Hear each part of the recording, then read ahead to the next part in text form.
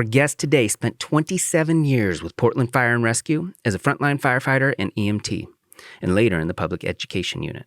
Upon retirement, he turned a 1912 firehouse into a safety learning center and museum, and began accumulating stories and artifacts to further document the history from today all the way back to 1853.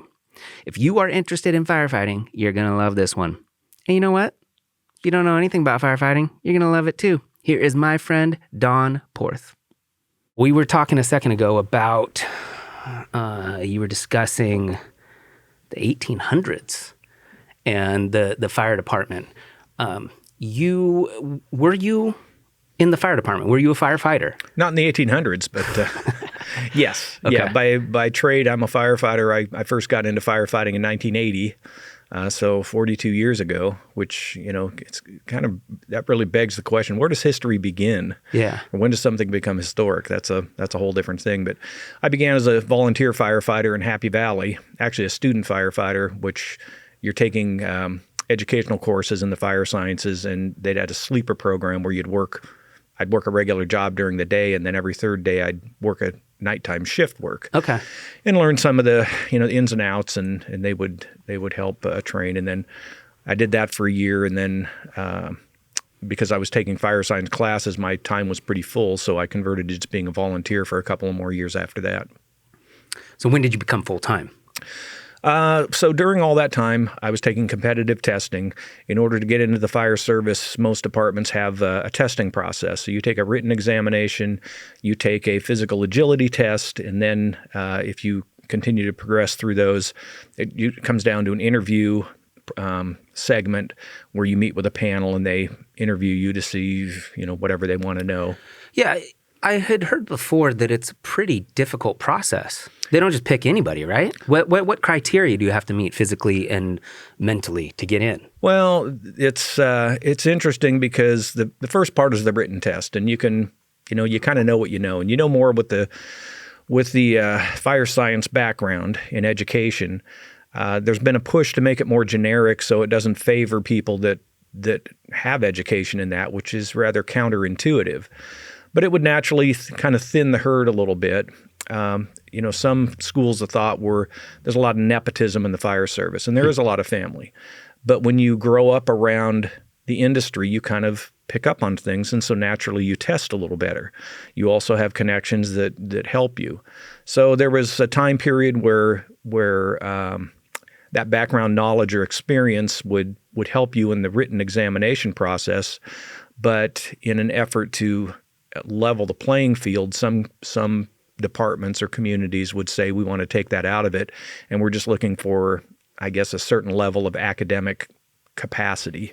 In other words, can you read and write and that kind of thing? Wouldn't you have a lot more people applying for it if you lowered the educational requirement? Well, and that's a whole other thing as well. There is in some cases there is no educational requirement. It's okay. Come one, come all. And again, this has changed and evolved over the years. But, you do want a lot of people. But when I tested, there were several thousand people that tested for what ended up being probably 30 positions. Wow. So there's a point where you can spend a lot of money opening the field up to a lot of people, but you're spending a lot of money to eliminate 90% of the people that come knocking on the door. And what were the physical requirements? They varied from department to department, but basically it was strength, stamina, those kind of things. So most departments had real-world activities, raising a ladder up against a wall, standing it up from laying flat to an upright position, or raising the ladder by pulling the rope, the 2-section or 3-section ladder to extend it. That takes a lot of strength. Carrying a certain amount of weight. So, for example, in Portland, there was the physical agility test, and we had to qualify in this every year. There were a bucket shuttle, two 5-gallon buckets full of water, so they weighed somewhere in 40 to 45 pounds each. You'd have to shuttle down 50 feet, back 50 feet, down 50 feet, back 50 feet. There was a simulated body drag. There was a lift of a ladder laying on its side that you had to pick up and simulate hanging it on the side of a fire engine. and back down. There was one where you have to, the ladder's laying flat on the ground and you have to walk it up rung by rung and stand it up flat against the wall, let it down, stand it up, let it down. And then the coup de grace was always the stair climb. So with a firefighter turnout coat, the heavy firefighting coat on, with a breathing apparatus, the air tank, and a bundle of hose over your shoulder, you would have to go up 3-4 flights of stairs up to the top and back, carrying that load. And so you said there were 7,000 people? No, a few thousand in Portland. Yeah, I don't remember what the number was. So how many of those people didn't pass the physical part? Well, so you have to pass the written test to move on to the physical. Gotcha. So it's a reduced number, and I don't know what the percentages are, but typically, they'd probably take, I don't know, a few hundred onto the physical agility, and out of that, I don't know, I'm sure half passed or so. Mm-hmm. So in some cases, it wasn't just pass-fail. There was a scoring component to it. When I took Portland's test, there were a couple of events. The faster your time, the more points you scored, which elevated you. And then there's points for people that are veterans would get preference points. There were some departments that were a little more progressive thinkers that would give credit for or extra points for having a fire science degree. And so, you'd maneuver through that process. And then they might take, let's say they had 5 positions, they might take 30 people and interview them and then rank them and then create a list that they would just begin hiring. Gotcha. And you said you had to do this annually. Well, the physical agility test you have to do annually in order to show your level of fitness. Most departments have a requirement like that. Well, yeah, and so by the time you're hitting like your 40s, 50s, 60s, the 20-year-old whippersnappers are going to be crushing it compared to you, right? Sure. It's pretty difficult. Yeah, but there was I wouldn't say a generous amount of time to complete it. So Portland's test, I want to say the time limit was it was 8 consecutive events and it was 9 minutes and 30 seconds or something like that. So there were guys that were real animals that could do it in like 2.5 minutes. Yeah. My best ever was 3 minutes, 59 seconds. I think I was 39, and I thought, man, I'm getting up in age. That's the last time I want to do that. I mean, you can hurt yourself doing it. Oh, yeah. But I had up to 9 minutes to do it. So. And I think they arrived at that number by some average of every entry applicant going through the process. They took all of the times and aggregated them and came up with an average. And they said, okay, that's what everybody on the job needs to be able to do, something like that. There was reason behind it, and they were very job-related activities, each of the 8, and you had to do them consecutively, all within a window of time. So there was a real cardio element to it. I mean, it was hard. It would beat you up. Yeah. You could kind of cruise through and really just sneak under the window of time. But if you really went after it in a reasonable manner, the way you would take these on in a real world firefighting operation, the kind of speed and the way you'd go about it, it was hard work. Okay, so we'll get into the history, but I guess I want to talk more about it at this point about just what it's like day to day to be a firefighter. So you go through this strenuous process, you pass the test, you get through the physical portion, and then you become a firefighter. And then each day you kind of show up and you're waiting for something horrible to happen, right? You're just kind of sitting around. In a way, yes. But to back up just a little bit, there's actually kind of an element of horrible in front of that. So you get through the testing process and you're put on a ranked list, and now you wait. And you hope that they hire, that a department. So I was on Portland's list, and I took about 15 different entrance exams, and I was only offered 3 jobs out of the 15, and this is over about a 2.5-year period of time. So it is a lot of work and a lot of wait, hoping there's enough openings. And I was usually in the top 5 or 6%, but I'd be number 12, and they'd hire 3. I'd be number 6, they'd hire 1. I was just within reach on those things. So as I was finishing up my fire science classes in the summer of 1983, I got 2 job offers in 1 week, and that was quite a thrill. And then I chose the city of Salem to work there, and I worked there a year, and then left there to go to Portland. They offered me a job the next year, 2.5 years after I had taken the test. And I was number 63 on the list for Portland. So you were just waiting for people to retire, essentially. Yeah, you have to wait for the openings, Yeah. or they're going to hire a training crew. It's not like they can just fill a room. Oh, we've got a lot of people. There's they're government agencies, and so most of those government agencies only have a budget for so many slots, and so you have to wait till there's slots available. And because training is a rigorous thing in itself that lasts a year, your first year of service. They don't just hire people one at a time. They usually hire a crew, and you're trained to work as a team of firefighters, the way you work on a fire engine, a fire truck, these things. So my crew was 12 people were hired, but they hadn't hired in 2.5 years. So this was kind of the last hurrah for this list. The list was going to be decommissioned, and so they needed to get a crew going. Yeah, that's interesting that many people could wait that long. It seems like in 2.5 years, I mean, you obviously had to have another job. You're just waiting for that. Well, I was 63rd on the list, and if the 62 people ahead of me were not hired because of the delay, a lot of people would turn it away. I've already got a job. I decided I don't want to do that. It's, whatever. So, gosh, I don't know how many people they took off that list. It was probably, maybe 25 or 30. And I was 63, and I was the next to the last. Yeah, it worked out well. So anyway, then you, when you finally get hired, you're usually your first a window of time you're on what's called probation, where you're being watched and tested and, kind of taught and scored. You have to have an aptitude. Out of the 12 people I was hired with, one did not make it through the probationary process. And it wasn't that he wasn't physically capable. He just would kind of get freaked out with testing and other things. He felt like he wasn't academically up to snuff, and he just made some bad choices, which was too bad because it's you need to do that, but to have the aptitude and the temperament to do the job are quite important as well. Well, yeah, I mean, you're dealing with. It's not a normal job. It's not like bagging groceries at the grocery store. You're dealing with life and death, and so I'm sure we'll get into it, but you see some gnarly stuff. Yeah, and a lot of the processes aren't. It's not as much the academics. It's the idea that can you meet the pressure demand of having to get something done? Can you step up and function as a team when it's not always easy? So some of these things.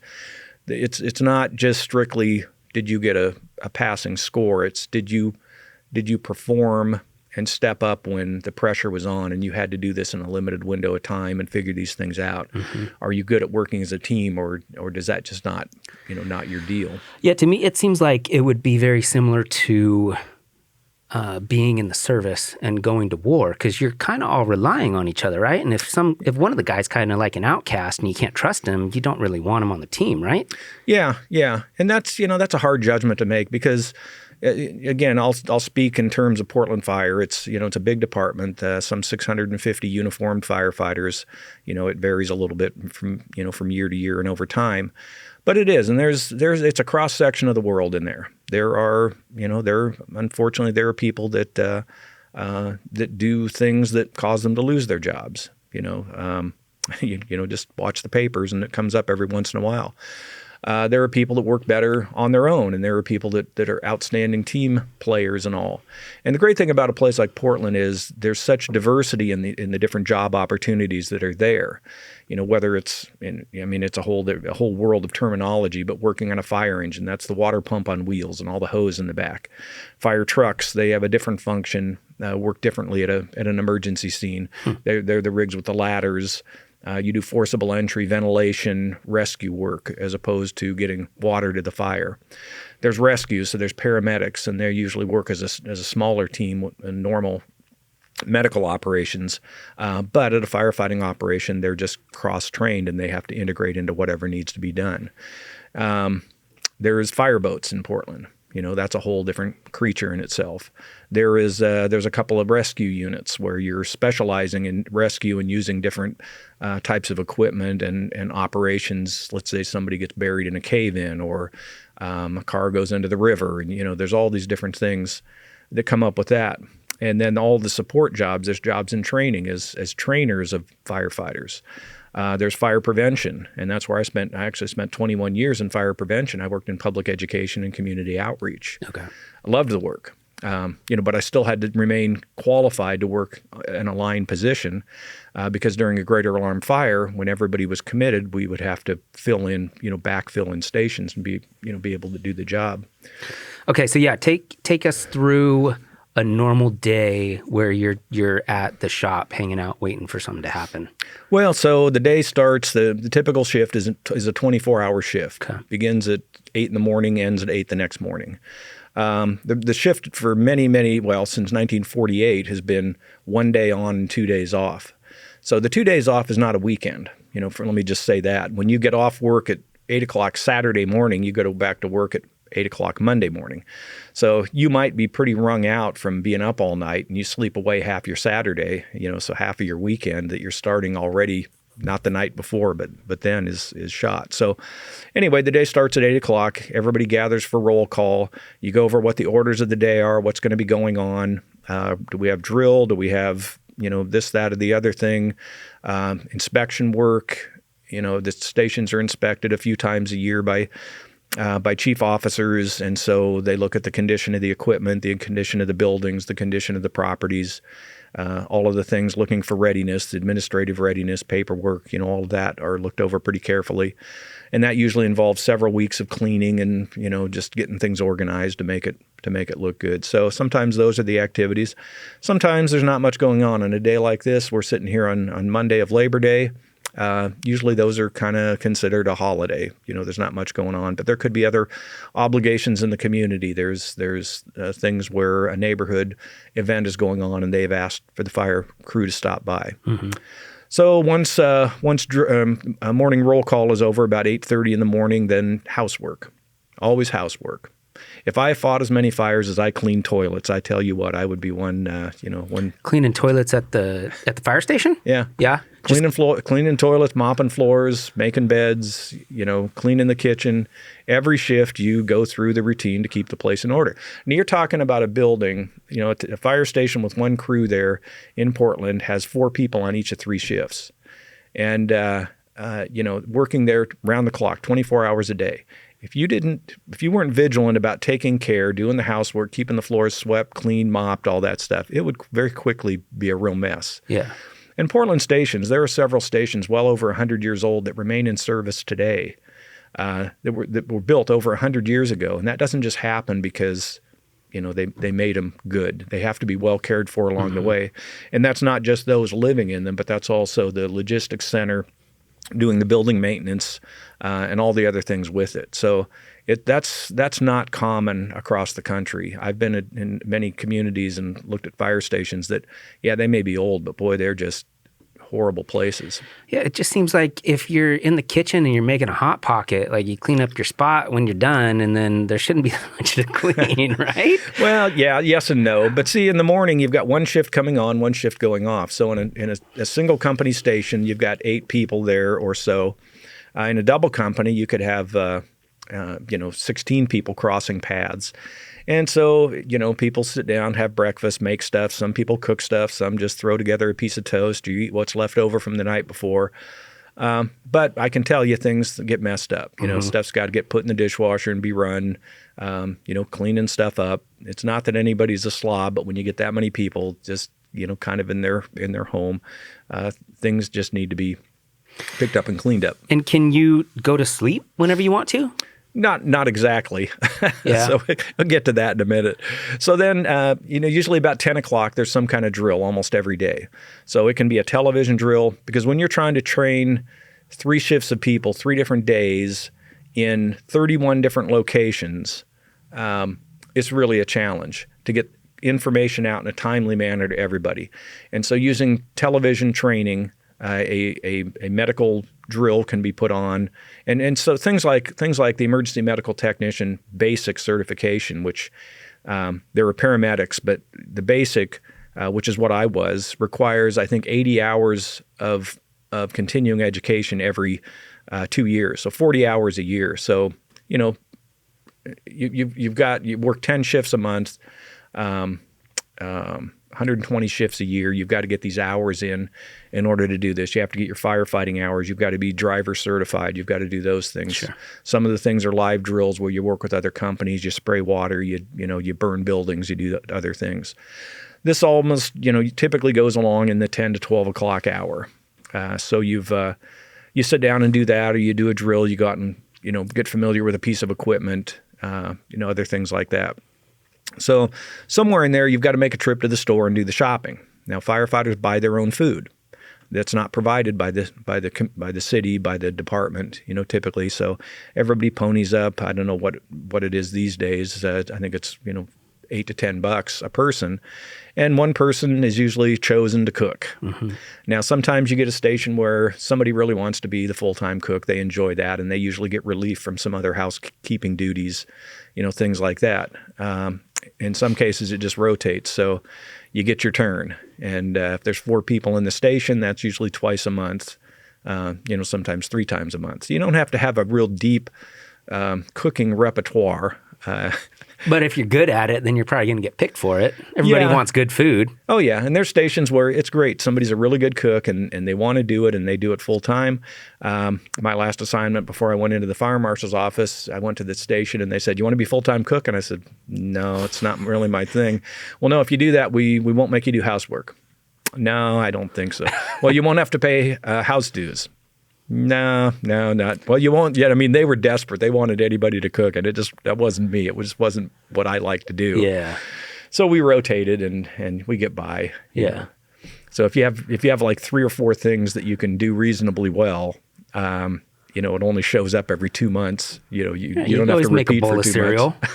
Well, if you don't step up at least reasonably, so you get ridden so hard by everybody else, life becomes a misery. Mm-hmm. So you've got to have a few things you can pull out of the hat, but you can barbecue burgers or steaks, and there's things to do. Nice. So anyway, that you do the shopping. Usually, you hit a store somewhere in your response area isn't too difficult. People always say, "Why does the whole crew go?" Because you can be dispatched from that store. Yeah. You can be sent to an emergency from there.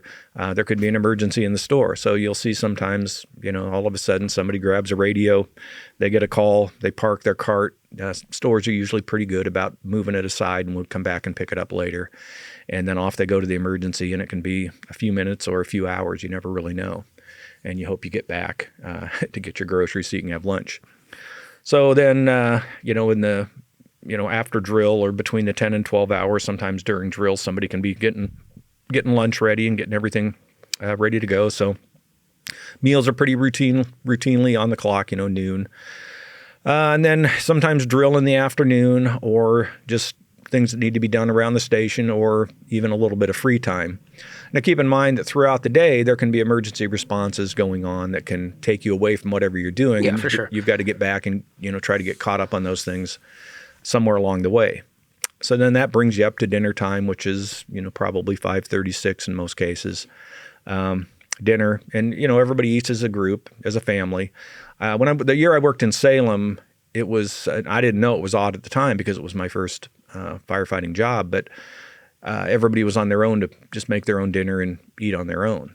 And it really was, it worked out okay. We just had three people in the station, but it really builds a lot of better teamwork and togetherness when you all dine together. It really is one of the, I'd say, forced social things, but it's all for a good thing. Mm-hmm. It kind of keeps everybody engaged because and I think especially during the pandemic time period here, not that I'm working, I retired 11 years ago, but it's easy for people to kind of peel off and go in their own place just for practical and safety reasons. Well, yeah, it's kind of like just eating dinner with your kids every night. Yeah. Like, you don't have to, but it's a good thing to do as a family. And I get that. If you're the family at the station, you want to hang out and...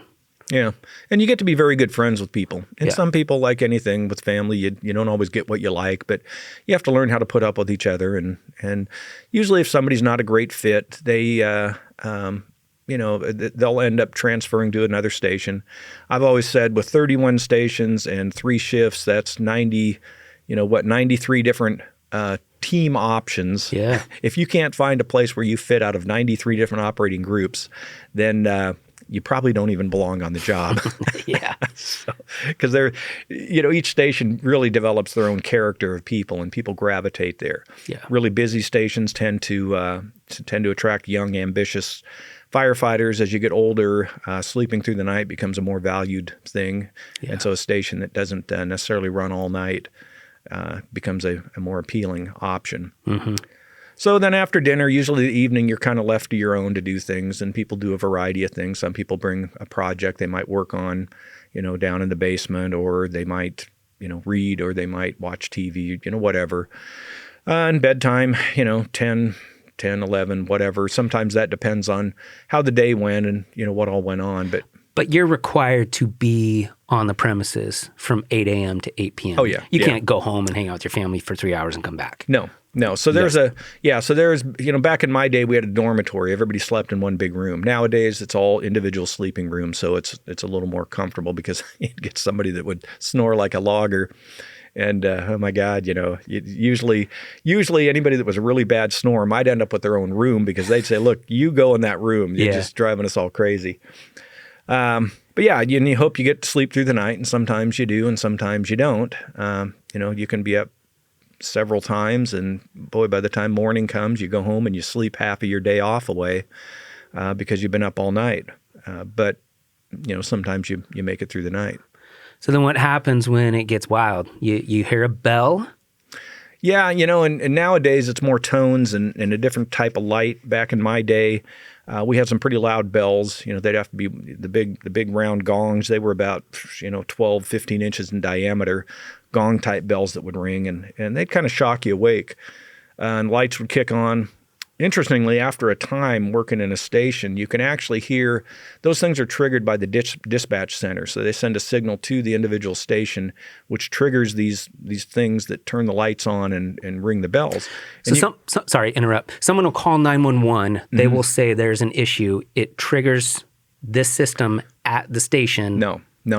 It goes to a dispatcher who does an intake on the call, determines what is needed, because one type of fire might need just a single fire engine to go. Another one might need what we call a first alarm assignment. So it'd be 3 fire engines, a fire truck, a rescue, a chief, and all those are dispatched, and they would come from different stations, 3 different stations. And so you're saying based on the tone and the color of light, what you need to send out? No. So if you're in a station long enough, you could actually wake up to the sound, some clicking and mechanical things going off before the lights turn on or before the bells would ring.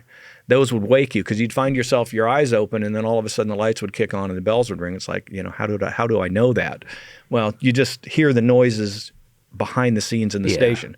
But you can, if you're sleeping pretty soundly, most of the time the lights kick on, the bells ring, and then a voice comes over the speaker system and says, engine 3, we've got a person not breathing at such and such an address, map page, whatever. So if we're not familiar with where it is, which isn't common, you can open a map book, and have all that. All these things are on the computer now. Yeah. But the voice would go through, and then it would repeat it, and you might jot things down, and your crew gets on the rig, and off you go. And is it just like you see in the movies? Everybody slides down the pole, or is that just something? No. There's stations with poles. There's a number of stations still have poles. It's still the quickest way to get from up to down. Because they have the living quarters above all the trucks. Is that right? Yeah. Some stations. Some are one story. Okay. But yeah, it's pretty cool actually. It's pretty fun to use those things. It can get you in trouble at night if you don't quite wake up before you go down. You need to dress accordingly. If you're in the shower and you get a call. You don't want to go down a pole wet. Yeah. You got to get a sweatshirt or something on, because one of 2 things can happen. Either one, you're too wet to grip the pole and you slide too fast and can't stop. Or number 2, you're not wet enough and you don't slide on the pole and your skin rubbing against it sort of wraps around. It can be real brutal. So you learn the tricks to going down. Uh-huh. But the poles, they need to be polished and slippery, because if they get all sticky with hand oil, then they don't slide well at all. Yeah, I get that. Okay, so then you slide down, or you don't. You end up in the truck. Do you always have a specific driver for the front and the back? Yeah, so there's assigned spaces. So the one position is the officer, and that's a promoted position. They're the head of the team, and they've they're they have a higher pay scale accordingly. So it's a civil service test to be promoted and work in that capacity. And their job is really to oversee the operations, make decisions on the part of the crew. They do the paperwork, they do the administrative work. They're in charge of the crew on that shift. There's a driver. Now, in some places, the driver is a tested position, so it also has a pay increase, and it's a classified position. That person does that. In Portland, it's just rotated around. Everybody is a qualified driver. Now, sometimes you have somebody that really wants to be the full-time driver, kind of like cooking. Sometimes people like to rotate it. I never liked it that much. I would rather not be locked to it all the time personally. Yeah, how often is somebody driving the truck and they run into something before they even get to the scene? Not that often. Usually when you run into something, you're backing up, you're doing something, maneuvering it around. Getting down the road is not the hardest thing in the world. Okay. That's actually a little bit easier. But when you get into tight spots, you're trying to maneuver. Again, backing up is always a hazard. I was taught early on, never put yourself in a position where you have to back up. Yeah. Look ahead. If you're in a parking lot, make sure you're not getting down a dead end thing. Backing up, the protocol is very, very specific. You have two people backing you up, two people off the rig behind, looking out for anything you might run into, and you've got to keep them in sight in your mirror. Mm-hmm. And it's good practice because these fire engines, 30,000 pounds of vehicle. It's big, it's heavy, and it can do a lot of damage. Mm-hmm. Backing up, it's usually more minor stuff. But if you're going down the road and you run into another car, you're going to win every time because it's 30,000 pounds versus 3,000 pounds. And then of course you've got things like the ladder trucks. You talk about driving the back. So now you've got somebody driving the front end. You've got somebody driving the back end, the tillered ladder trucks. And what is the reason that you need a driver at the back? Maneuverability, because you have I don't know how long they are, 40 feet long trailer behind a tractor, and it's very maneuverable when you can steer the back end. Gotcha. So you can go down. It's actually more maneuverable than a fire engine that's 30 feet long. So that's a pretty interesting job in itself because you're back there. It's quiet. You don't have any brakes. You don't have any throttle. All you do is steer. Interestingly, if you're going to make a right turn, you turn left. And if you're going to make a left turn, you turn right, unless you're backing up and then it's upside down. You got to think of it upside down. It's a whole world of interesting. Yeah, that could get confusing if you're used to just driving regular cars, Yeah, and then it really takes a lot of teamwork, more so than you would think. So the driver of the tractor, the puller, they have to have faith that the person in the tiller seat understands what they're doing, and vice versa. The person in the tiller seat needs to know the character of the driver of the front end and work with them. So when people work together as a team for enough time, they can be very, very smooth and really maneuverable. Well, and you're on some sort of intercom set, right? Yeah. Okay. So everybody's wearing the same system, or just the drivers? No, everybody in the apparatus. So back to the position. So you've got the officer rides in the front seat on the passenger side. The driver is driving, of course. And again, that could be a rotating job. Everybody might share.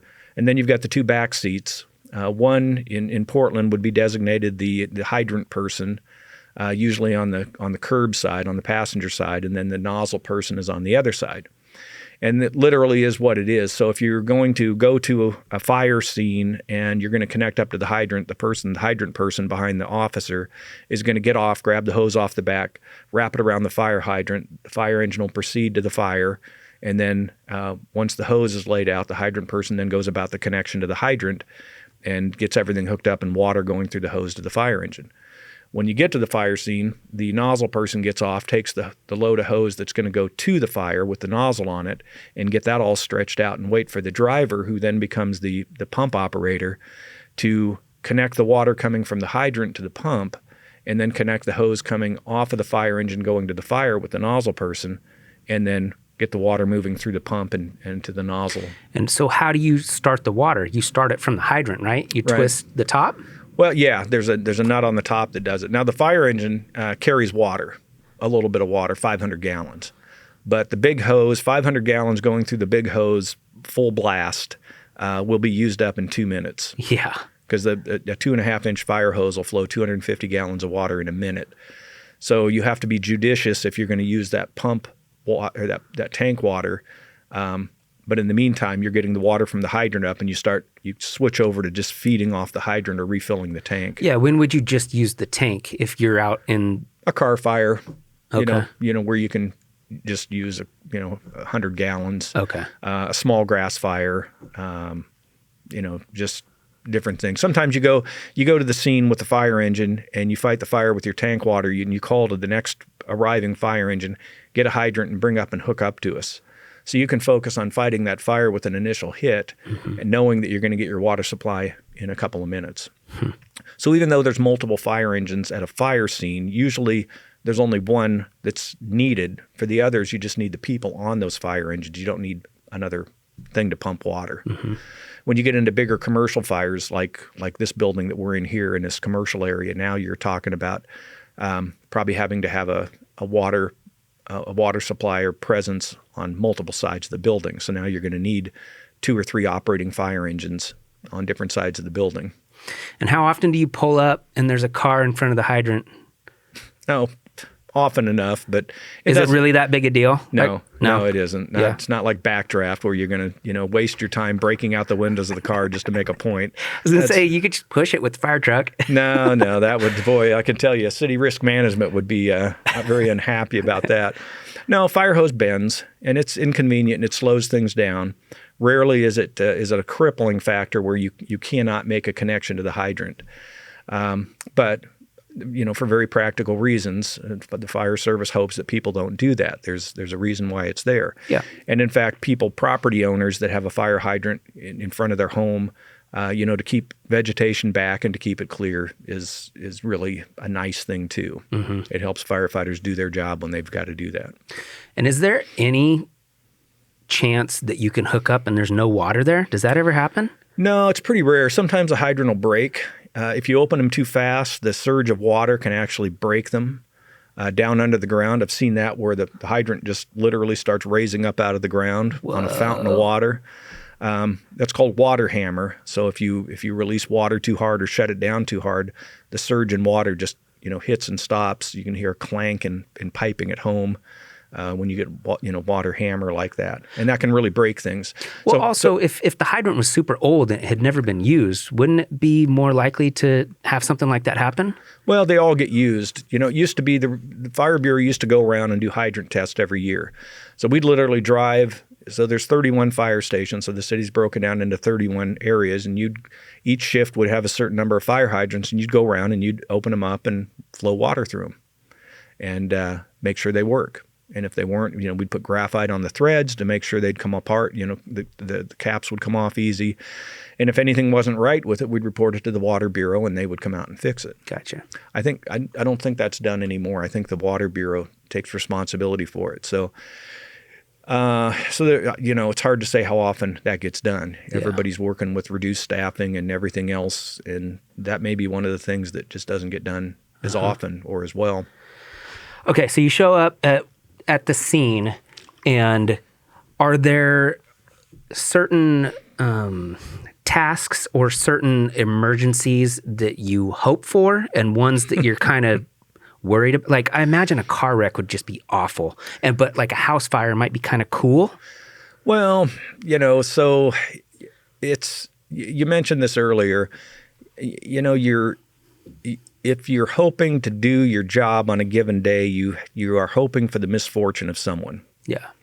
And there's not really anything cool about that. Yeah. As a young firefighter, you want to use your skills, your training, all the things that you know, and put it to work. From a practical standpoint, you don't. You don't, because a house fire is not a good day for anybody. Yeah. A car wreck isn't a good day for anybody. Doing CPR on somebody is not a good day for the person having CPR done on them. You can be successful as a firefighter doing any number of things, but you're really riding on the coattails of somebody's really bad day. So it's just an interesting thing, and it took me a few years to sort of come to that realization that when I was excited about the great job that me or my crew got to do, that it was on somebody else's worst day. Yeah, I can see that. And what about the danger factor? Did you ever show up and be like, man, I might die today? No. I mean, and I think every firefighter has that realization that it can happen. In this, to speak historically, since 1853, when Portland Fire began providing protection, 75 firefighters have died due to the job. That's it? 75 in 160 years? Yeah. I mean, I'm no disrespect to those 75 people, but it seems like it'd be way more than that. Well, and in places like New York City, now they have, something like 17,000 firefighters, as opposed to Portland has 650. Okay. And they'll have, 5 or 6 a year. And, that's nothing to be proud of. I mean, it's a lot more. I don't know. I'd have to do some math to say what percentage, but, all 75 are things that probably shouldn't have happened, even though they did, even though, they can have some pretty remarkable stories behind them. They're still deaths that should not happen. It's a hard thing. They should all be preventable to a certain extent, but it's the nature of the job that sometimes you get caught in ways or places that you don't know. One in particular was a guy that got caught in a dust explosion in a furniture factory. So making furniture, a lot of sawdust. You get in there if there's a fire and there's a lot of wood, so it can happen. You've got machines, you've got wood. And then even in the course of just spraying a fire hose, you can stir up dust. And if dust ignites, it's like gasoline. It's very fine particulate matter that can burn. And the flame, if it catches it on fire, will propagate through a cloud of wood shavings, really. And it's almost like an explosion.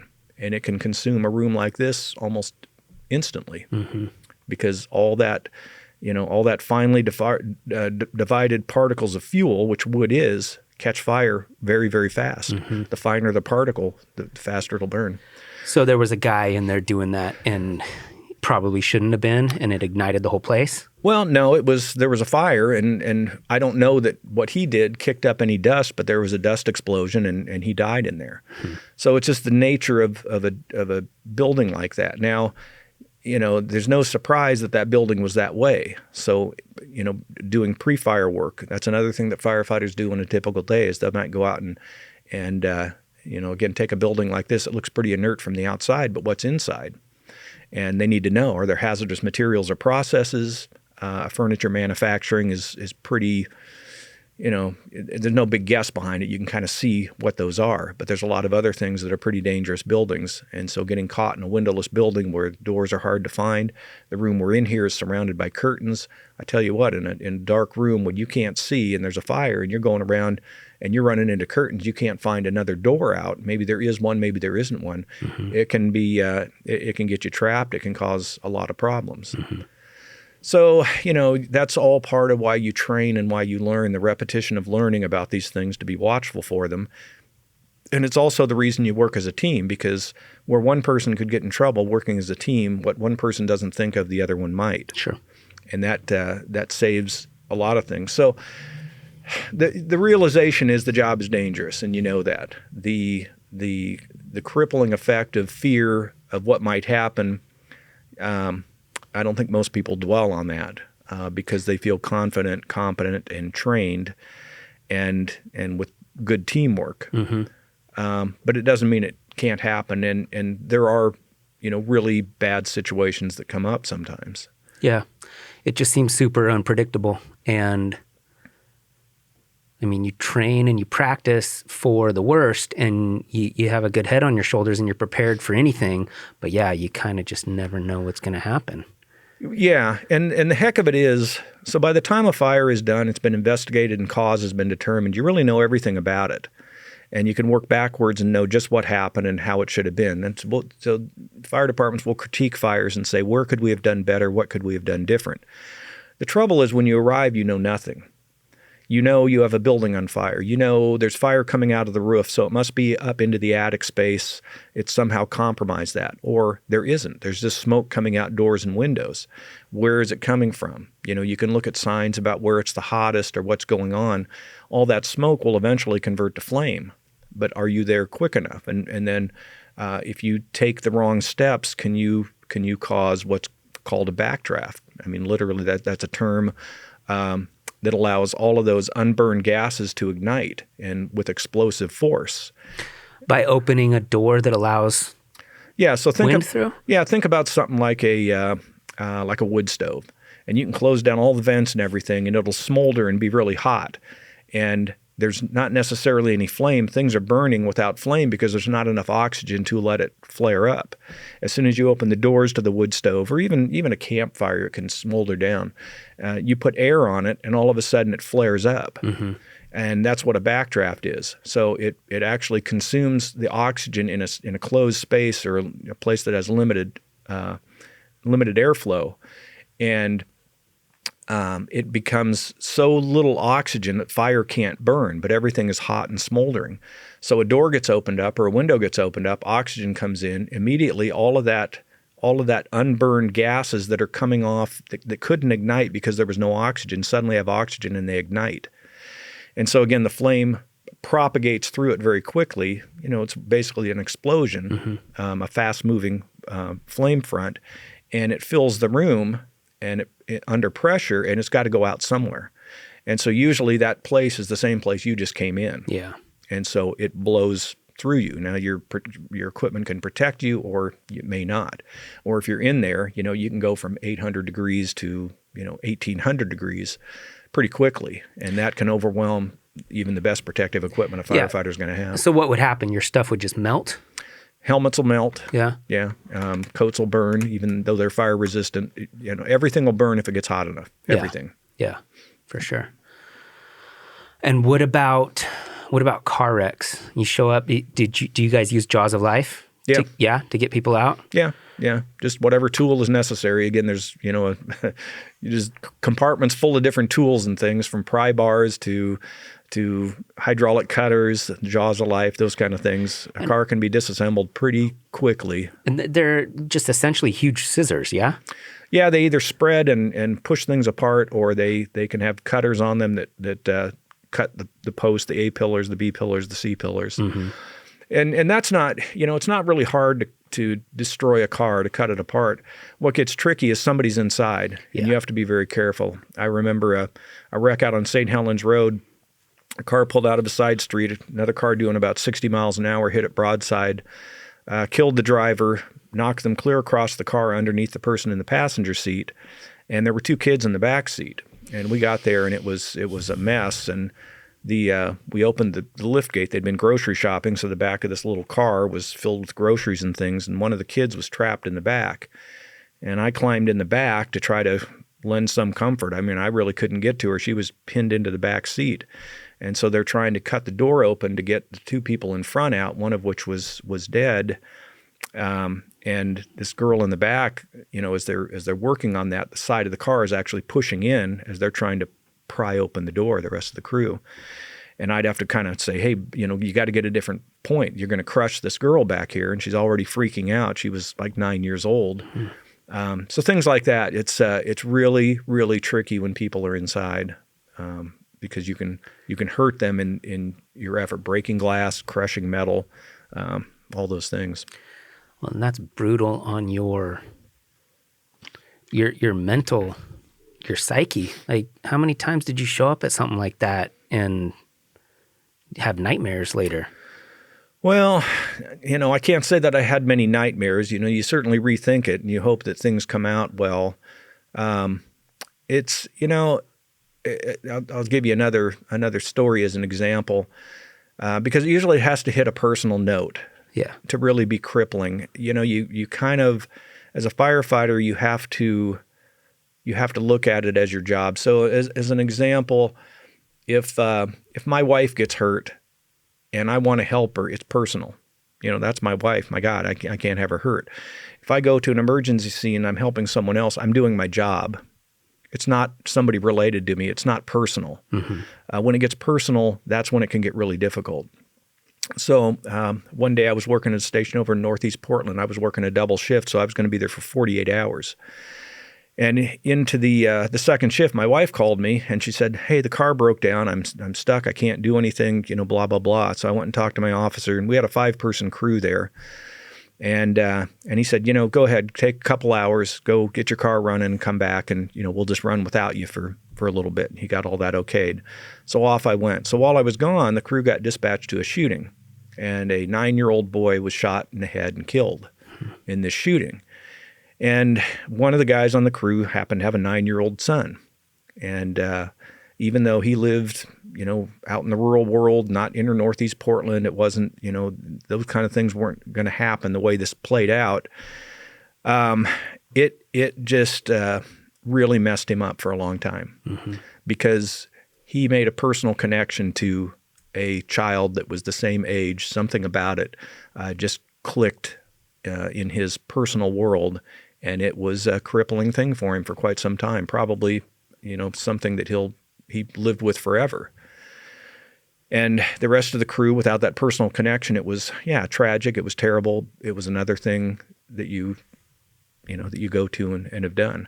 I think of incidents through my career, some just really stand out. I mean, really some horrific things, or just the nature of what they were just, really, really clicked with me. Yeah, that definitely seems like the worst part. I had a guy in here about a year and a half ago named Tim Beaker, and he doesn't do it anymore, but his job was, I believe he worked for the morgue, and his job was to be the first on site after somebody was deceased, and he would have to remove the bodies. Yeah. And I couldn't fathom that job. Every day, like all he's doing is interacting with dead bodies. Right. And he quit for a number of reasons. But yeah, I don't know how. Well, and in the case of what you do in the fire bureau, a lot of times you're dealing with bodies that have been mangled in a collision, burned, things. And the really difficult thing about that kind of stuff is that it doesn't look real. Death in particular just doesn't. When someone passes, even if it's a heart attack or an elderly person dying in their sleep, there's something missing in what you see in them. The soul is gone, and I've always found that to be the thing that I guess bothers me the most. And the more removed from what a human being is supposed to look like that it is, the more difficult it is to process. Because you look at somebody that's been burned, killed in a fire, it's a horrible sight because people don't look like that. Yeah. You're not accustomed to seeing that, and it's a hard thing to process. It's tragic enough on its own, but just visually speaking, it's very difficult to see those things. But on the flip side, you've probably had interactions with people where you saved their life. And that's got to be pretty powerful too, right? Yeah. Oh, yeah. Like I say, to me, nothing particular stands out. I'm sure there were many things that led to it, but yeah. I mean, you're helping people. You see them better off leaving a scene than they were when you got there. It's sometimes in the city here, some things happen so quickly because resources are so close. So in Portland, firefighters respond and provide emergency medical care right away. There's 31 different locations, so you can get someplace fast. There are ambulances as well. Sometimes the ambulance gets there first. They're run by a private company, AMR, but sometimes not. So, but wherever they are, they're not too far behind. You can get them loaded up and off to a hospital pretty quick. You don't have to mess around at the scene. Many years ago, I was over in Central Oregon, out in the middle of nowhere. My uncle and I were there. My uncle was a firefighter with Portland as well, and we heard somebody coming over the radio saying somebody was having a heart attack. And we went over and see what we could do to help. and people, when you say you're a firefighter, everybody just kind of scatters like, oh, good, do something. We got a doctor here. Yeah. So we, settle in and we start doing CPR for an hour. Waiting for help to arrive, any help besides us. Aren't you dead after an hour and not breathing? Well, we had an ambu bag where we could breathe for them.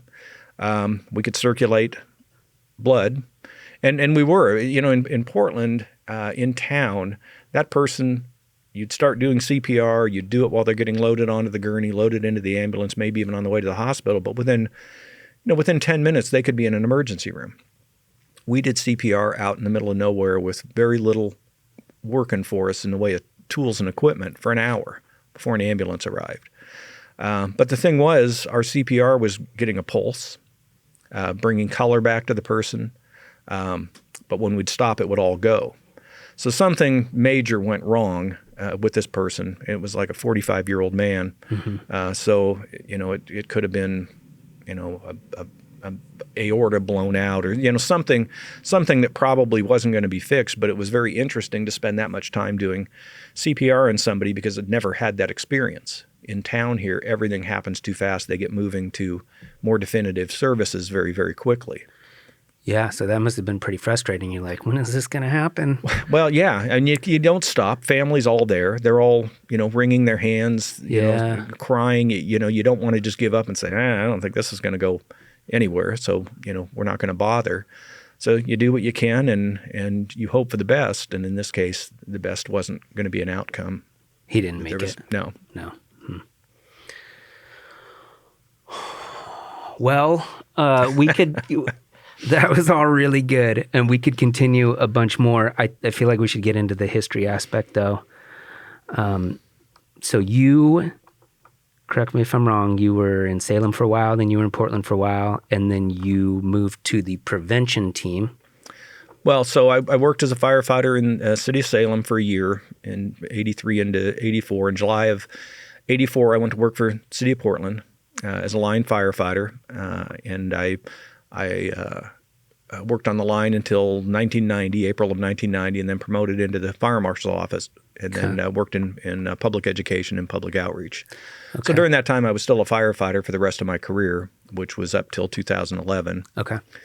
But at some point during that time, you started to discover documents and other things, and it made you decide that you wanted to document the history of the Portland Fire Department, right? Not exactly. No? And I'll say even now, I'm not a history buff, as strange as it may sound. And my website has a mountain of information, that's been assembled. But it all started, so in being an educator in a place like the city of Portland. So just as an example, people think, firefighters go into schools. Okay, that's great. They do. We had an education staff that specialized in education, just like a firefighter might specialize as a paramedic, a higher level than the base level. And so we had somebody that was responsible for getting into the schools. Well, guess what? In the city of Portland's response area, there's 118 public schools, about 75 private schools. So, all in all, somewhere around 200, and then multiply how many classrooms are in each school, and you realize it's a ridiculous idea that you're going to have a significant educational impact on the youth through the school system. Now, you can target, say, all third graders and, and seventh graders, do something like that. There's different ways to go about it. You can hope that firefighters from stations will go into the schools in their response area, but they're not educators. Yeah. They can go in and have great public relations, have a good time, leave a good impression, have people thinking well about firefighters. Occasionally you get somebody that was a teacher before they became a firefighter, and maybe they do a little bit better job. But even at that, very difficult. I would go into my kids' school. I lived in Gresham at the time, and I'd go in and do their classrooms. And it was a big job just once a year during fire prevention week. Teachers wanted me to come into different classrooms, and after a while I was doing the whole school. But it was a couple weeks worth of work for one school. So anyway, so I had this idea, kind of a dream of having a place where we would bring people to educate them. Because again, in a place like Portland, you've got to load up your dog and pony show. You've got to drive to the location. That might take 30 minutes. Unload your dog and pony show. Do your dog and pony show. Reload your dog and pony show. Drive back to where you came from and now gear up for the next one or whatever it would be. We spend a lot of time coming and going and, and messing with stuff like that. And I thought, man, if we could have a place where people would come to us, it would be so much more efficient. And so it was really the idea of creating a safety learning center, kind of like a school for fire safety that we put together that would have people come in. And I shopped this idea around with my boss, and he was in favor of it, but you got to have a place to do it. Yeah. Well, as it would happen, and it's a long story, I won't go into how it all came about, but the old fire station over at 35th and Belmont in the Belmont Business District in 2003 was vacated because a new station was built up on 39th, where Cesar Chavez over on the south of Hawthorne. And so the city now had this asset of this building, and it was a 1912 firehouse, really great place, been in service continuously since 1912, that was available for something. And a promise had been made by a prior commissioner that it wouldn't be sold for a McMinimans or, some commercial use. And so the chief came to me one day and said, hey, would this work as this learning center idea? And I said, well, it's not my ideal vision. It's not in a place that's tourist friendly like downtown on the waterfront or anything like that. There's not great parking, but it's a pretty good building. It's small. It's got character. Got a lot of character, got a lot of story. And I said, and we have nothing else, because I'd been shopping things around, and you'd find a good location. They'd say, well, okay, you want this location. Where are you going to get the money? Well, I don't know. We can't get money till we get a location. And you'd find somebody with money, and they'd say, where are you going to put it? Well, we can't put it somewhere till we have money. So it was a real, Catch-22. Yeah, a real chicken and egg thing. So anyway, the decision was made, hey, we're going to build this safety learning center here. So I got to work at raising some funds and doing some other things. And over the course of time, we built this. So we contracted with a company out in Gresham called Formations Incorporated. And they do exhibits, design museums and things like that. And we didn't want to make a museum because that's just a room full of old stuff. We wanted a dynamic learning experience. And that's what they do. They've done the Columbia River Maritime Museum, the Forest Learning Center up on the way to Mount St. Helens, things that are really, really great learning environments. So I got together with them. We talked about, okay, what are we going to do? Typically the best thing to do is tell a story. And I said, okay, I can get that. And they said, how about the story, firefighters are heroes? And I said, how about not? Because the last thing we need is the fire service patting ourselves on the back. What we do in the community can easily decide whether it's heroic, whether it's, just good business or whatever it is. There needs to be more than that. And what we really settled on is the history of the fire service was compelling enough. Because the fire service has existed in the city of Portland since 1853 for one simple reason. People are unsafe. And they're unsafe every day. And that's evidenced by the number of calls that come to 911, because when they're unsafe and something goes wrong, they need help. And that's where the fire service comes in. And every piece of equipment, every tool, every fire engine, every bit of training is all designed around the idea that you're addressing or mitigating someone's unsafe behavior. I mean, it's really pretty simple. Mm-hmm. So with that in mind, we had a wealth of historic artifacts and stories and things. They were just all very, very disorganized. A lot of stuff was shoved in a room behind a room down at the central fire station. There's a furnace room, and behind this furnace room, there was a door that went to this little antechamber where somebody had been squirreling stuff away for years. Nobody knew what was even in there. And so I kind of got the green light to use any of the artifacts, equipment, stories, and things. So the first thing I had to do was organize all this stuff, because nobody, for an agency that's steeped in traditions like the fire service is, they were pretty poor caretakers of their history. Yeah. So I had to get this stuff and really begin to unravel it and understand this story and how the organization came about, how we could use different tools and equipment to create displays and exhibits and tell the story. So that's what immersed me in the history. And along with that, so I had a guy volunteering for me. He worked in a suburb of Boston. He was a firefighter and worked in the dispatch center. And he wanted to do some research because I was surrounded by all this research stuff. He says, hey, I'd like to look into the people that are buried over at Lone First Cemetery.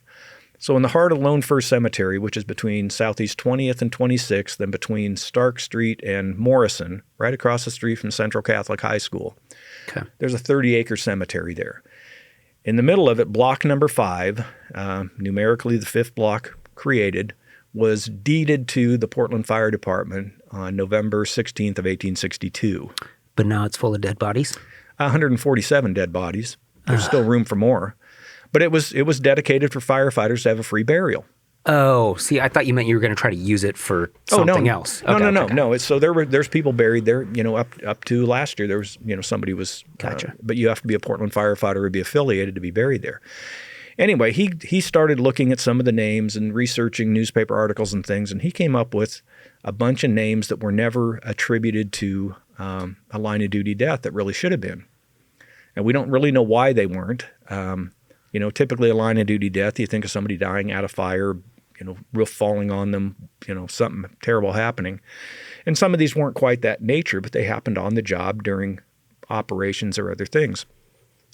So that got me looking at some other things as well, and really coming up with a pretty substantial list of people that should have been represented, and that took me down a path of trying to get them recognized for their contribution and their death in the line of duty. And along with that and all the other history stuff, I just became immersed in it. And after a while, anybody that had a question on history would call me. You became the guy. The de facto historian. Mm-hmm. I've been referred to as the historian, and it's like, well, okay, I guess if because somebody will call me. Well, here's a great example, something we just discovered on eBay. For about the past 7 or 8 years, there's been this badge, a Portland Paid Fire Department badge. So the Portland Fire Department began in 1853 as the Portland Volunteer Fire Department. In 1883, they finally created a budget with the city to pay firefighters, except they'd only pay three firefighters per piece of equipment. The rest were volunteers still. But the name changed to Portland Paid Fire Department, PPFD. In about 1904, civil service was enacted, and it became the Portland Fire Department. And then I think in the 50s, the city went to calling the different departments in the city bureaus, and it became Portland Fire Bureau. And then sometime during my career, Portland Bureau of Fire Rescue and Emergency Services, and then in 2006, shortened to Portland Fire and Rescue. Okay. So these are real markers that tell you something about time periods. This badge was on eBay, and it was PPFD, Portland Paid Fire Department, gold badge, said in the little ring in the middle, Chief Engineer. Now, Chief Engineer is a term for the person in charge of the department, but they used Chief Engineer during the volunteer period from 1853 to 1883. On the back was engraved in this, from the members of PPFD to Harry Morgan, who was the second chief of the paid fire department, but he was the 15th chief engineer of the volunteer fire department. And it was dated May 30th, 1888. And he was chief from 1884 to 1892. So in the middle of his term, his 8 years, 84? Yeah, in the middle of his 8 years as chief, the membership gives him this commemorative badge. And it was citing his work as chief engineer, based on the front. So I think it was some kind of a shout out to his time as a volunteer chief. Mm-hmm. So anyway, this badge was floating around out there. This guy had it. He had a huge price on it. And me and another guy started talking to him saying, look, let's bring this thing back to Portland. And he said, well, 5 years ago I tried, and I called Portland Fire Department or Portland Fire Bureau, and they said they weren't interested. And I said, no, they're interested. This is a great historic item. Mm-hmm. Anyway, we negotiated with him. We were able to buy it and bring it back. It's now framed. It's going to be on display in the Central Fire Station, cool, along with a picture of Harry Morgan, his story, when he was chief, and the whole thing about him. And it's just a great artifact that nobody, it was a neat thing. A lot of firefighters saw it and thought, wow, that'd be cool to have, but I can't afford that. Solid gold. But when you put the story with it, it's just an item. It's like this coffee cup. It's just an item. But if somebody famous used this coffee cup and did something remarkable with it, it suddenly becomes something completely different. Well, even just the fact that it still exists from 1883. Stuff doesn't make it that long from back then. Well, in his obituary, quite interestingly, I found that, and it says no known family members survived him. So it's not like somebody got that item and put it away. Nobody knows how it went from him dying with no relatives to take his things to somehow ending up in basically an estate sales shop in Austin, Texas. Mm-hmm. That's pretty wild. So did you find anything from the original founding in 1853? Do you guys have any of that? Yeah? Oh, yeah. There's a ton of stuff. There's Like newspaper articles. There's all kinds of information. What about like a fire truck or a hose or anything tangible? There's a lot of artifacts. So, Portland has they have an 1859 hand pumper still in their possession. They have an 1860 hose cart. They have an 1866 ladder truck.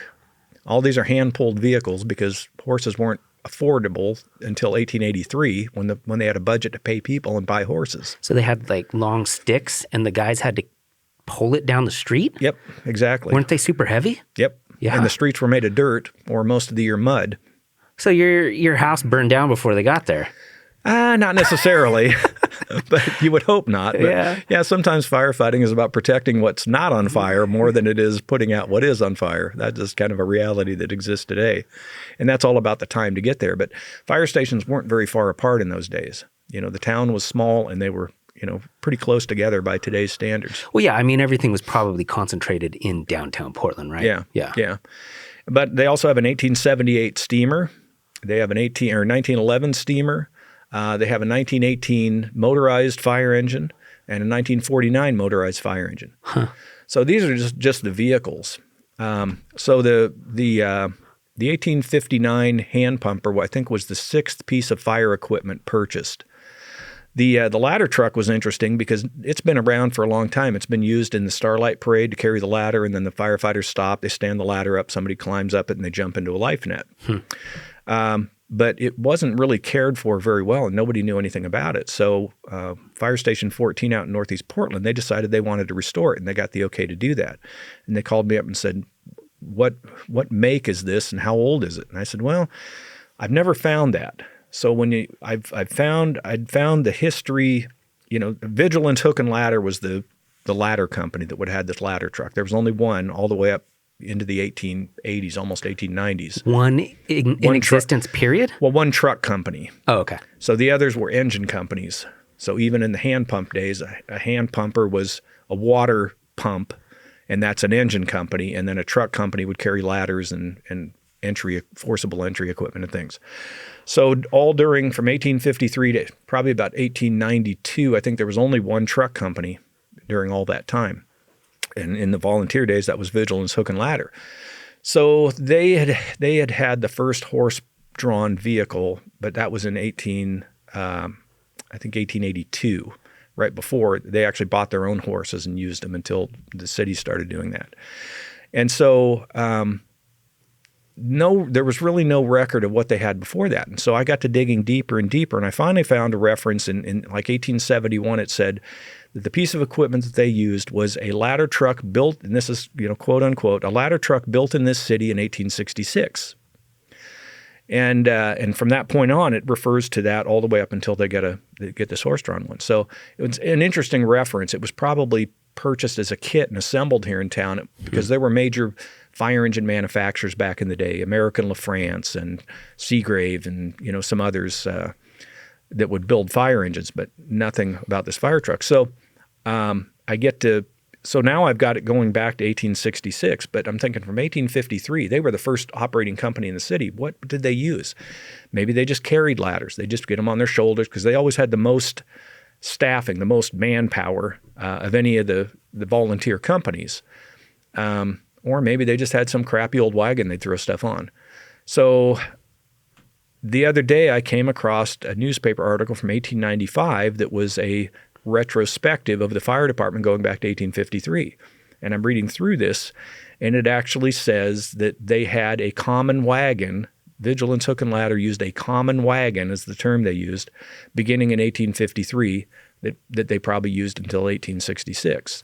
And they probably had it fixed up to be more suitable for ladders. But that connected those dots. And I just didn't discover that until just, I started doing all this stuff in 2004. And it wasn't until a week ago or 2 weeks ago that I finally find this reference about a common wagon that served for the first 13 years. Well, the crazy thing to me is that regardless of what documentation there is and what newspaper articles, we'll never understand what it was really like. It's a foreign world to be walking down the street and it's dirt and the language is different, the slang is different. Yeah. The we cannot imagine it. And so it's cool that you can discover these documents and start to piece stuff together, but I would love to just actually see what it would be like to be around in that time period. Well, one of the articles on my website is an actual account from a guy that was a volunteer going back to the 1860s, I think, telling what it was like. Huh.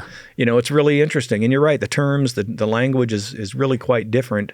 The clothing. Firefighters wore, I've got to actually have a uniform that dates back, this particular style back to about 1930. And it is wool, 100% wool, and it is heavy. The dress uniforms we use now are polyester. I was going to say, is wool fire retardant? It is. Okay. It is. But this was a dress uniform, but still things were pretty practical. Yeah, their clothing was 100% wool. So organic materials, wools and cottons don't burn well. And if you get them heavy enough, they'll protect you. But firefighters wore canvas coats. It's evolved into different high-tech materials today that have fire-resistant qualities. Yeah. But they're also multi-layered to do multiple things. But the interesting thing about firefighting is it hasn't changed a lot over time. I was going to ask you that if they did things differently back then. Yeah, when you have better protective equipment, especially breathing equipment, where you have a mask on and your own supply of air, you can enter into a building, a toxic environment. But back in those days, there were not plastics, there were not synthetic materials, so the smoke wasn't as toxic. Yeah.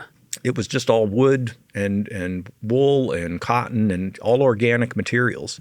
So the whole dynamic of the way things burned and the kind of heat they would create and the speed with which flame would propagate, all of that was a very different thing back in those days. And then, the hose was ungodly heavy. The connections where you screw two pieces together were all brass and, they weigh a ton. Today they're a pyrolite material, a lightweight, strong material. The hose jackets were stiff and hard and heavy. A bundle of hose of the same length of today back in the day probably weighed 5 times more. So there were things like that, but it's still a piece of hose. It still operates the same. You just had a lot more work getting it in place, making it bend, doing things with it. So, well, and what about pay? I imagine the volunteers weren't getting paid, but when they started paying them, was it a decent wage? No. So No. what was their incentive to do it? That's a hard one to say. I guess so here's kind of how it works. So on the volunteer days, people just responded. They'd use bells to call into service. Each station would have a different tone of a bell, and that bell would, if rung, would call that company, the people in the community to service. From like a central church bell? No. Each fire station would have a bell. But how would they let the fire station know? As early as the 1870s, there was a telegraph system. The mid to late 1870s, the telegraph came in, but otherwise it was just people yelling fire. And somebody would run to the fire station and ring the bell and call the volunteers to come get the equipment.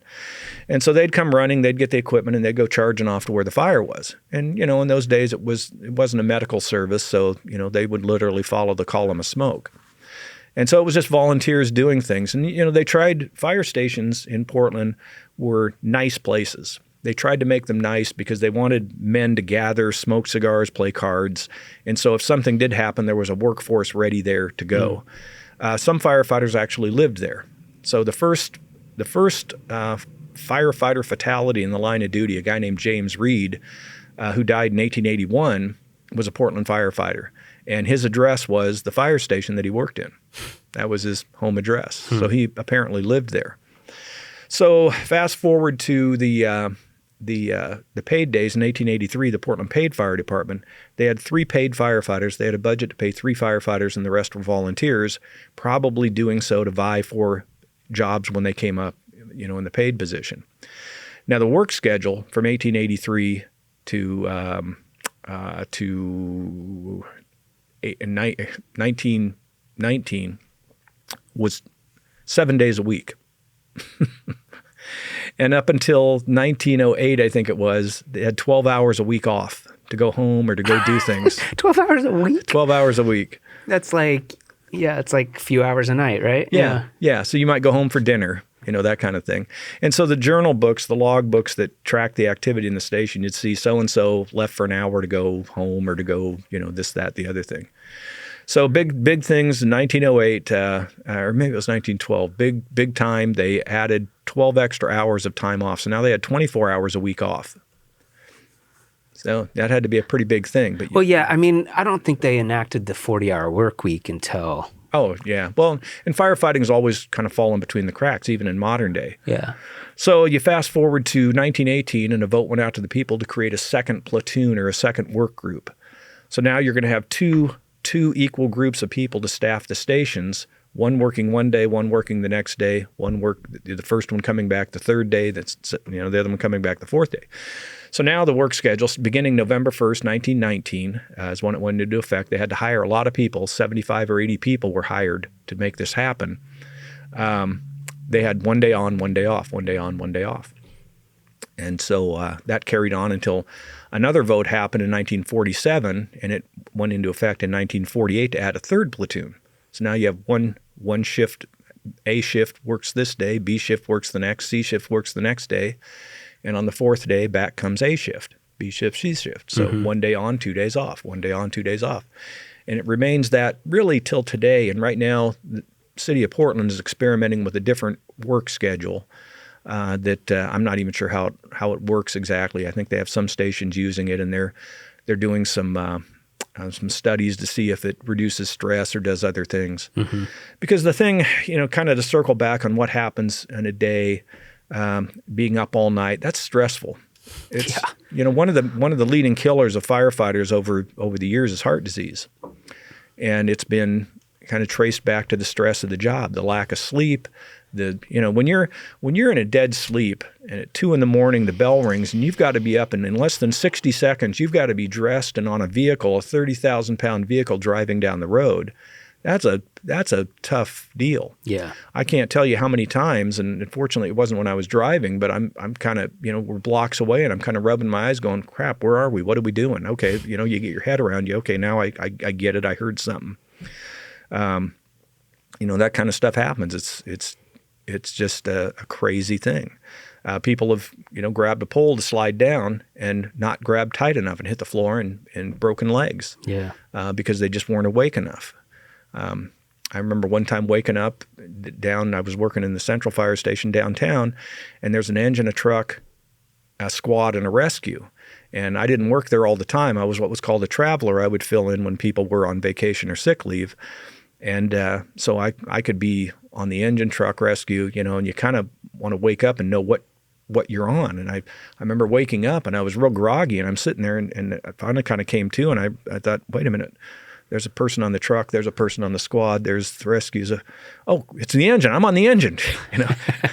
I remember getting up and I took the pole and I came down. I hit the floor. I took a step towards the engine. It went out the door without me. It's like, oh crap, And I'm like 2 years in. I thought, oh, I'm going to be in trouble for this. And so I sat around. Luckily, it was kind of a nothing thing. And they come back and I go into They get back and I go in the officers in the watch room and I said, okay, I said, Rich, I am really sorry. I said, I woke up groggy and I missed the rig and I just, I don't know what to say. And he looks at me and he goes, you mean you weren't on the rig? God, I could have just gone back to bed.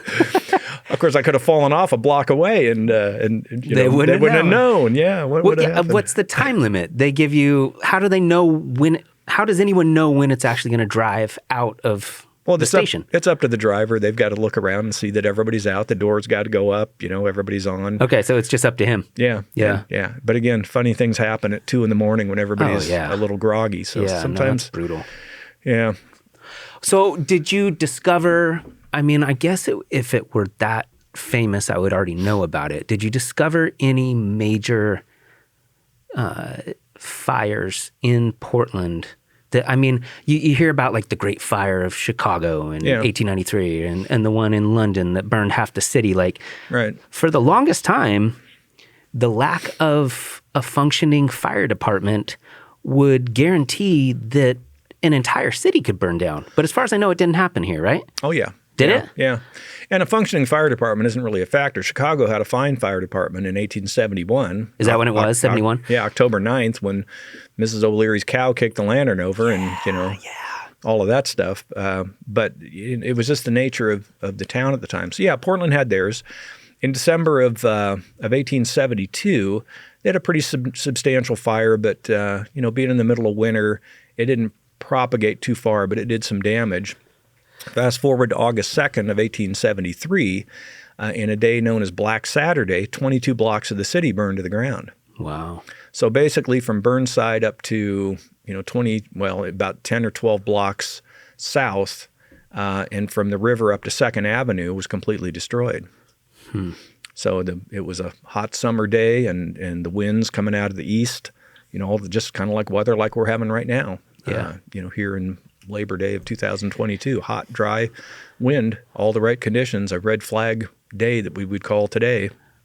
Yeah, I was explaining it to my kids. The buildings were built so differently. They were so basic and rudimentary, and we didn't understand how to create fire retardant products. Yeah. So everything's just built out of wood. Well, you got to go back to the origins of the city. So back in the 1840s, Portland was a clearing on the side of the river. And people started building things. And where did they get the material to build? They cut down trees. Man, there were a lot of trees. Mills popped up on the waterfront, so you could get these trees, you could mill them down, and you could make lumber that you could build things out of. And that's what the whole city was built on. Sidewalks were made of wood. Buildings were actually elevated onto piers and things along the river because unlike today with a seawall to hold the river in one place, the river banks were sloped. It was a lot of silt, soft silt that washes out of all the farmland upriver, and it would flood up several blocks because the river could go wide instead of get deeper. The seawalls now. Why did they build that close to the water if they knew it was going to flood? Because of logging, mills, things, they needed the water for transport, to get things, to export things to different places. Going across country, going back to Lone Fir Cemetery, just to go out 20 blocks, which is 1 mile east of the river, was an all-day chore because it was so heavily covered with old-growth timber that was never considered a city cemetery for many, many years because it was considered too far away, 1 mile. But the terrain was so rugged going through the forest. So Portland was built this way. And again, everything was built on piers, so when it would flood, buildings weren't swamped. But all of this left completely wooden buildings, not built to any kind of code, the ability for air to go underneath, docks and wharfs. Those were a real problem, and that's why fireboats were eventually, in 1904, the first fireboat was christened because the waterfront fires could be so bad even then.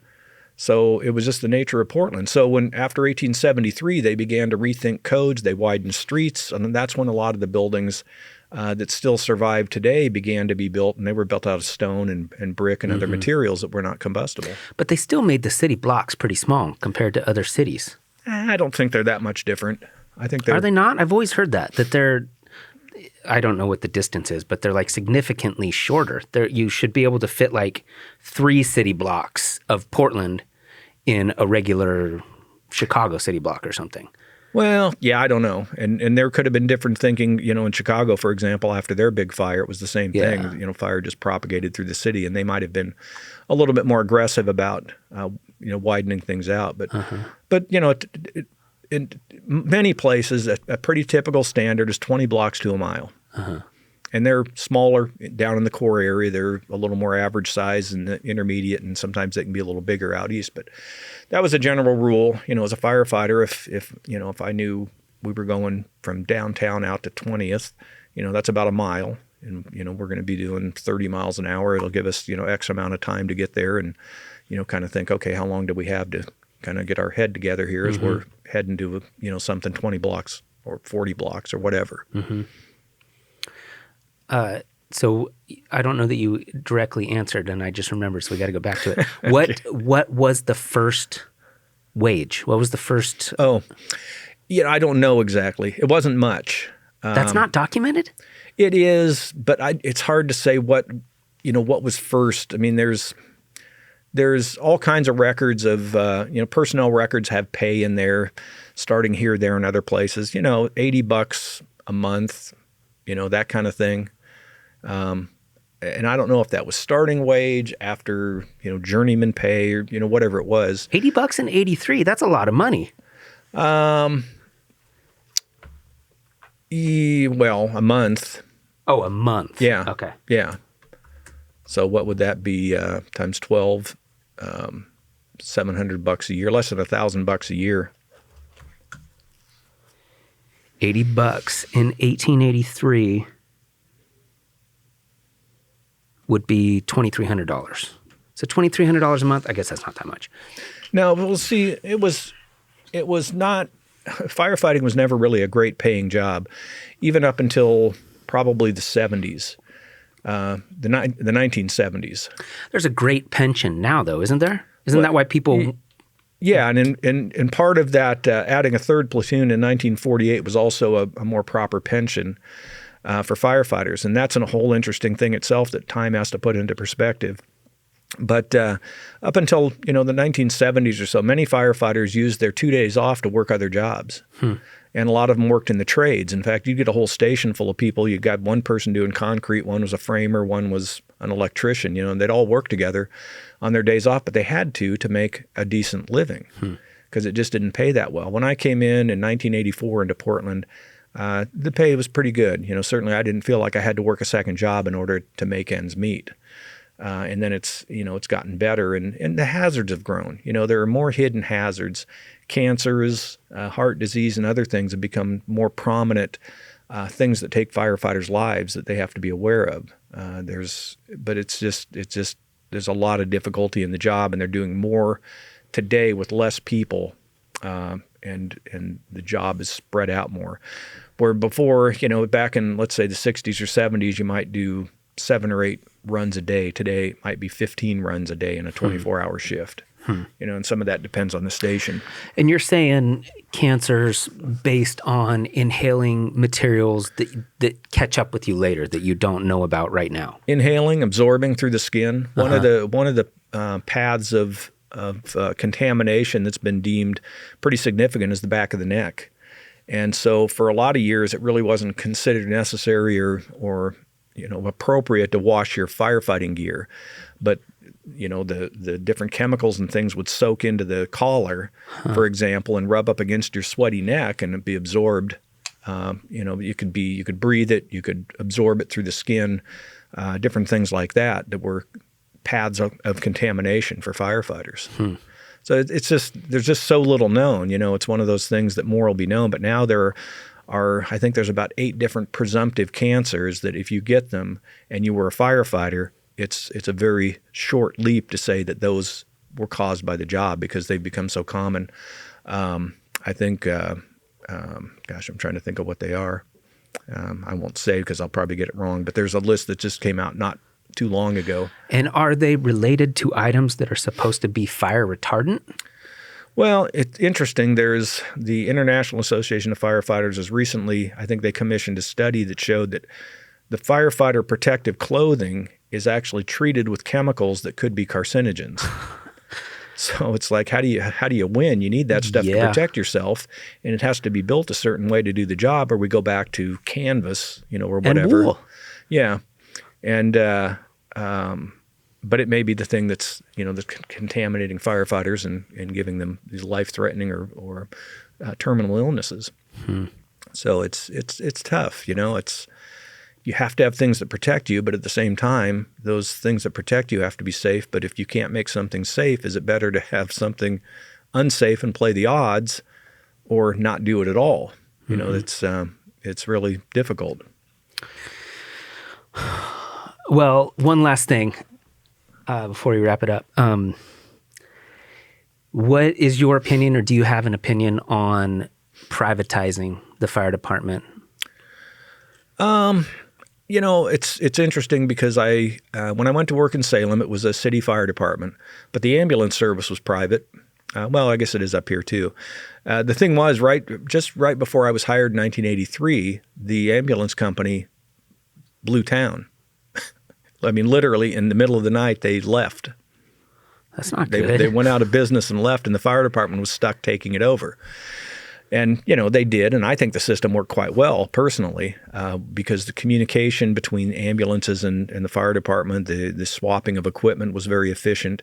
If we put equipment from our fire engine onto a patient and loaded them in the ambulance, we would just take these similar equipment off the ambulance, put it on our rig, and everybody was square. We were 100% ready for the next call, and they would just get the stuff at the hospital. They'd take it off the patient and put it back on their ambulance.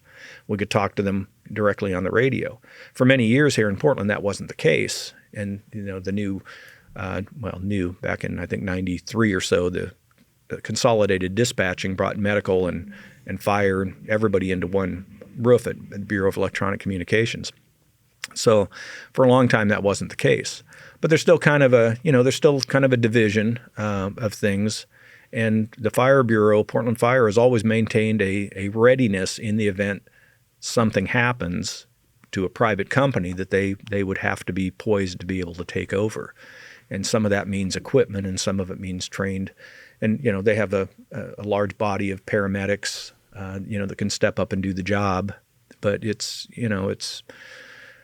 I guess there's always that threat that could happen when it's not in the government's control, and not that the government's control is the best or the only answer to anything. So it can be done. It's just, I think it's about how it's set up to do more than it is what's one or the other. Yeah, I mean, it has the ability to get super political, and that's not the reason I'm asking you. It just seems that there are some items worth paying taxes for. And the argument for not privatizing the fire department or the police department is that then you can't get the fire department to come to your house and put out the fire without paying up front or something, Right. And that seems ridiculous. And it could totally happen if Amazon took over the fire department, and you're like, you call in and you say, hey, my house is on fire. They're like, well, we're going to need $120 before we'll even dispatch anybody in. Well, that's the beauty of the fire service. And to me, it was never anything I had to consider as a firefighter. If we were sent, we would go and we would do the job. It didn't matter who it was. It didn't matter their status. It doesn't matter if they're homeless or live in the most expensive place in Laurelhurst or wherever. None of that matters. None of that is a consideration. There's a job to do. We're trained to do it, and you go do it. Yeah. And I don't know that privatization would dilute that or not. I mean, it's hard to say. I don't know. But I think there are some things that work better when they are developed for the public good. Yeah. And just even going, so even Portland, just speaking historically, many fire departments started based on the insurance industry. And you see this a lot on the East Coast. Portland wasn't this way, and I think they were wise to do this. So what would happen is an insurance company would insure several buildings. And they would say, we want to protect our interests, so we're going to create a volunteer fire company. One volunteer fire company close to our buildings, and we're going to buy them equipment. And their job is to take care of our buildings. And we're going to put a fire mark, if you've ever heard of those. A fire mark is a metal plate that would go on a building that would identify who was insuring it. And these volunteer companies, if they went to a fire that didn't have their company's mark on it, they wouldn't put out the fire. Unless maybe the building owner wanted to incentivize things for them, a little bit of cashy under the table, or somehow promise that they were going to go with this insurance company, then maybe they would. Or these buildings that weren't identified, the two competing fire companies might get in a big fight over who was going to put it out to try to get that business. And they'd end up with a brawl in the street and the building burning down rather than doing the job that for the public good. And if one building was burning down, others were too. And so Portland never did it that way. You could not be an operating fire company in Portland unless you applied with the fire commission of the city that was established before there was even a fire department. And you had to get their blessing and okay. And at that point, they would buy equipment and even station houses in the volunteer days to support these people that wanted to volunteer to be firefighters. So a very, very different model in Portland, and I think it kept a lot of that competitive, problematic kind of stuff from ever being an issue. People talk about that, but there's really no evidence that there were ever street brawls that broke out, fighting about who was going to put out the fire or not put out the fire in Portland. I'm sure it happened. I could see that. Oh, it could. Yeah. It was a pretty wild frontier back in the day. Oh, yeah, for sure. All right. Well, thank you very much. That was awesome. Appreciate it. Yeah. Well, it's always interesting to share. I don't think we got nearly as deep into the history, but there's a connection to it all. Everything that is today was of something from the past. That's the cool thing about the fire service. It's there's nothing really new coming out of it. It's all an extension of what's been. Exactly. And we'll put your website in the comments or in the bio, as well as the location of the museum. Yeah. Yeah. Yeah, and my contact information is on my website, so if anybody ever wanted more. One thing I get a lot is I'll get contact from people that had a relative, a grandfather, great-grandfather, somebody that was a firefighter in Portland. And it's really fun to dig out a personnel file or try to find their history. Sometimes I even find pictures of who they were. If nothing else, I might be able to find the different stations they worked in and provide somebody with pictures that say, here's the place. It still exists today, but it's a stamp, a stamp company or whatever. Yeah. And really connect people to their own personal history, which is pretty neat. Yeah. Cool. All right. Well, awesome. Thank you. All right, Cody. Thank you.